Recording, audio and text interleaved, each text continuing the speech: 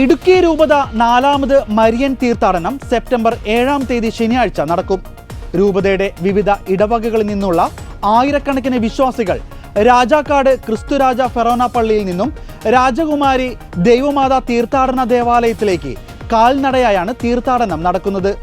തീർത്ഥാടനത്തിന്റെ വിജയത്തിനായുള്ള ആലോചന യോഗം രാജാക്കാട് ക്രിസ്തുരാജ പാരിഷ് ഹാളിൽ ഇടുക്കി രൂപത അധ്യക്ഷൻ മാർ ജോൺ നെല്ലിക്കുന്നേൽ ഉദ്ഘാടനം ചെയ്തു.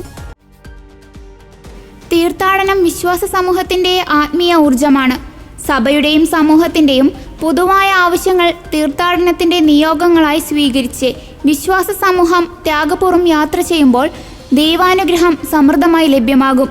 ത്യാഗപൂർണമായ ആത്മീയ അനുഷ്ഠാനങ്ങളാണ് വിശ്വാസത്തിൽ നമ്മെ ആഴപ്പെടുത്തുന്നതെന്നും അദ്ദേഹം പറഞ്ഞു. തീർത്ഥാടനത്തിന്റെ ഭാഗമായി അടിമാലി സെന്റ് ജൂഡ് ഫൊറോന ദേവാലയത്തിൽ നിന്നും സെപ്റ്റംബർ 6 വെള്ളിയാഴ്ച വൈകുന്നേരം 3 മണിക്ക് മാർ ജോൺ നെല്ലിക്കുന്നേൽ പിതാവിന്റെ നേതൃത്വത്തിൽ കാൽനട തീർത്ഥാടനം ആരംഭിക്കും.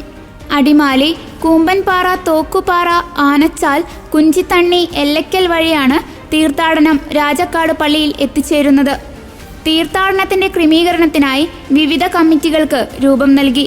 വികാരി ജനറൽമാരായ monsignor Jose Karivelickal, monsignor Jose Plachickal, monsignor Abraham Porayath, Rajakkad ഫൊറാന വികാരി ഫാദർ മാത്യു കരോട്ടു കൊച്ചറയ്ക്കൽ എന്നിവരുടെ നേതൃത്വത്തിലാണ് കമ്മിറ്റികൾ പ്രവർത്തിക്കുന്നത്.